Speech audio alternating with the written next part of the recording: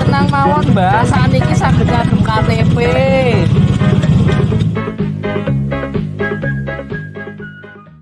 Le, suwe ra ya Le. Mboten Mbah, niki waton nunggu setunggal melih Mbah. Saya sedang daftar lewat mobil JKN Mbah. Baik Bapak, apakah boleh saya pinjam kartu identitasnya? Bu, saya tensi dulu nggih. Mbak, lah kok dadak ditensi toh? Si Mbah ki mengarep nyuwun rujukan. Oh nggih Mbah, nanti untuk rujukannya ketemu kalian dokter Unian nggih.